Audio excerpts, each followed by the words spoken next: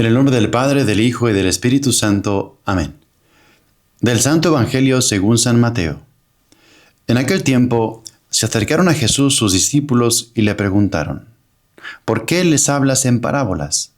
Él les respondió: a ustedes se les ha concedido conocer los misterios del reino de los cielos, pero a ellos no. Al que tiene se le dará más y nadará en la abundancia, pero al que tiene poco, aun eso poco se le quitará. Por eso les hablo en parábolas, porque viendo no ven, y oyendo no oyen ni entienden. En ellos se cumple aquella profecía de Isaías que dice: ustedes oirán una y otra vez y no entenderán, mirarán y volverán a mirar, pero no verán, porque este pueblo ha endurecido su corazón, ha cerrado sus ojos y tapado sus oídos, con el fin de no ver con los ojos, ni oír con los oídos, ni comprender con el corazón, porque no quieren convertirse, ni que yo los salve. Pero dichosos ustedes, porque sus ojos ven y sus oídos oyen. Yo les aseguro que muchos profetas y muchos justos desearon ver lo que ustedes ven y no lo vieron, y oír lo que ustedes oyen y no lo oyeron. Palabra del Señor. Gloria a ti, Señor Jesús. Queridos hermanos, precioso este evangelio, este pasaje que es justo después de la parábola del sembrador. Los discípulos le preguntan a Jesús la explicación, después veremos eso, y antes Jesús les dirige estas palabras: a ustedes se les ha concedido conocer los misterios del reino de los cielos, pero a ellos no. Dichosos ustedes, porque sus ojos ven y sus oídos oyen. Yo les aseguro que muchos profetas y muchos justos desearon ver lo que ustedes ven y no lo ven, y oír lo que ustedes oyen y no lo oyeron. Parece que entonces aquí se divide el grupo de las criaturas en dos. Unos, los que sí ven, oyen y entienden, y otros, los que no ven, no oyen y no entienden. Primero, ¿tú en qué grupo estás? Por misericordia de Dios, tú y yo estamos en el grupo de los que podemos decir que sí escuchamos, sí oímos, sí vemos y sí entendemos. Y aquí viene la pregunta y te la lanzo directamente: ¿por qué tú sí y otros no? ¿Por qué tú y yo sí hemos sido elegidos en ese grupo de los que el Señor dirige su palabra, nos ha cuidado, nos ha estado sosteniendo desde la infancia? Bueno, ¿qué viste en mí? Hay que decirle al Señor en la oración: ¿por qué yo? ¿Por qué yo sí y otros no? Porque yo sí he tenido la dicha, dichosos ustedes, dice Jesús. Yo tuve la dicha de ser de los que han recibido la palabra que salva, la palabra que me encamina al cielo. ¿Por qué yo sí y otros no? Gratitud infinita, para empezar. Gratitud infinita, porque muchos desearían y no pueden. Llevamos unos cuantos días escuchando esto en el Evangelio.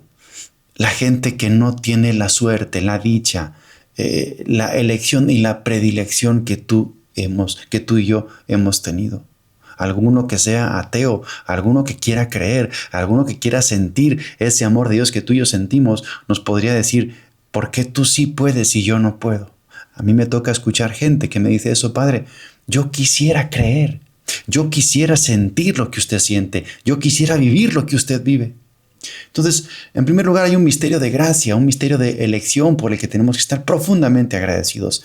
Además, también hay un misterio de colaboración con la gracia. Sí, es cierto, no todo es simplemente una elección o una predilección, sino que también hay una disposición natural para poder escuchar, para poder recibir, para poder vivir y para poder sentir. Hay un santo padre que se llama San Teófilo de Antioquía. Tiene esta frase preciosa que te comparto. Dice: si me dices, muéstrame a tu Dios, está hablando de un pagano que nos puede decir eso, yo te responderé: muéstrame tú al hombre que hay en ti, y yo te mostraré a mi Dios. Muéstrame los ojos de tu alma y los oídos de tu corazón. ¿Qué significa eso? Hace falta una disposición interior de apertura, unos ojos que puedan ver, un corazón que pueda sentir, unos oídos que puedan escuchar. El problema no es que el sol no luce, Para todos, claro que sí. El problema es que muchos ojos están ciegos y muchos oídos están tapados. O sea, que además de un misterio de predilección y de elección de unos cuantos, también hay un misterio de colaboración con la gracia y muchos quizá no pueden ver y no pueden escuchar, no porque no quieran o porque no han sido elegidos, sino porque han cerrado sus ojos. Así dice el Evangelio. Ustedes oirán una y otra vez y no entenderán, mirarán y volverán a ver, pero no verán. Porque este pueblo ha endurecido su corazón, ha cerrado sus ojos y tapado sus oídos. Esos son los que no quieren, los que se han cerrado, los que han bloqueado. Por eso dice la parábola, la bienaventuranza, Mateo 5:8, bienaventurados los limpios de corazón, porque ellos verán a Dios. Aquí hay un misterio, claro. Los limpios de corazón, los que guardan, en este caso, la pureza y la castidad, tienen unos ojos capaces de ver y unos oídos capaces de escuchar y un corazón capaz de sentir. Dichosos, bienaventurados, los limpios de corazón, porque ellos verán a Dios. Entonces, completamos, no es simplemente una elección personal de Dios, que sí, por la que tenemos que estar muy agradecidos, sino también una colaboración con la gracia en la que unos sí y otros no. Bien, además de esto, misterio de responsabilidad. Ahora, siguiente paso. ¿Qué es lo que haces tú con este don, con este tesoro por el que el Señor se te comunica? Se te ha comunicado desde muy pequeño. Ha sembrado su semilla en tu corazón. ¿Qué haces tú con este don, con este regalo? Y aquí voy a saltar a la primera lectura de la misa de hoy, que te recomiendo, por cierto, que leas, del profeta Jeremías, capítulo 2. Preciosa. Hay una queja de Dios, porque este don y este amor no lo tratamos bien, no lo valoramos, no lo cuidamos, no lo cultivamos. Más bien vamos haciendo un proceso negligente de tibieza, de enfriamiento, de descuido, y al final ese gran don de amor, de palabra, de sentir, de vivir, vamos haciendo que se pierda. Te decía, en la primera lectura dice Jeremías en el capítulo 2, Dios al profeta: ve y grita a los oídos de Jerusalén, esto dice el Señor, aún recuerdo el cariño de tu juventud y tu amor de novia para conmigo, cuando me seguías por el desierto. Qué preciosidad este ejemplo. Dios, por boca del profeta, diciendo a su pueblo Israel: aún recuerdo tu amor de novia. Y es que es como una relación de noviazgo. Un hombre, una mujer, un chico, una chica, un joven, una joven que se conocen, se enamoran.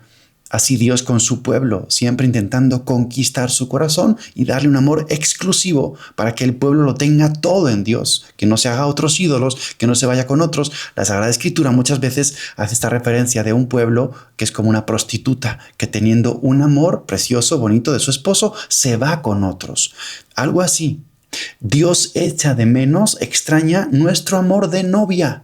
¿Qué significa eso? ¿Cómo es el amor de los novios cuando se acaban de conocer?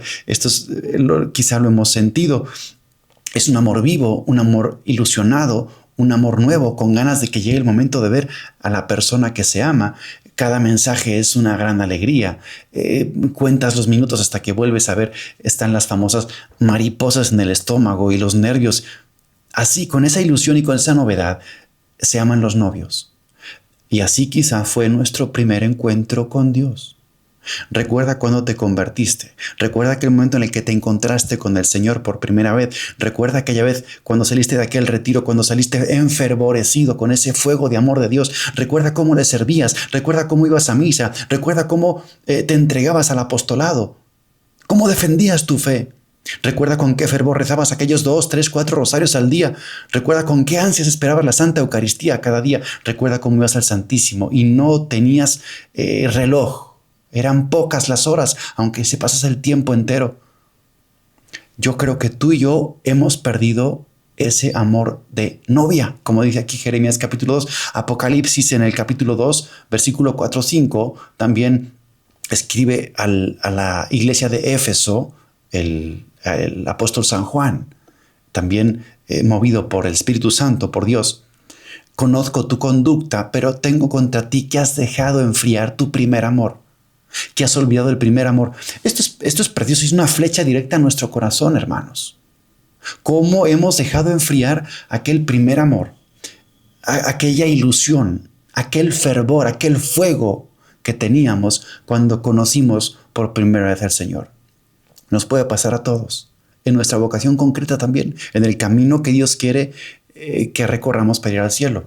Los esposos, yo como sacerdote, cómo servía yo al Señor, con qué entrega aquellos primeros años de seminario, aquellos primeros años de vida sacerdotal, aquella entrega incansable en el ministerio.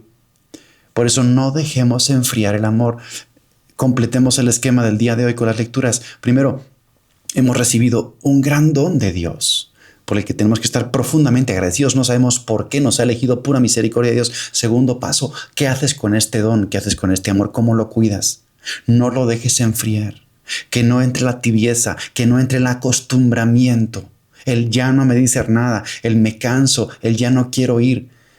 El estar mirando el reloj cada vez que estás ante el Santísimo es un muy mal síntoma. Por eso, siguiendo a San Pablo, le dice a Timoteo en 2 Timoteo, te recomiendo que reavives el don de Dios que hay en ti.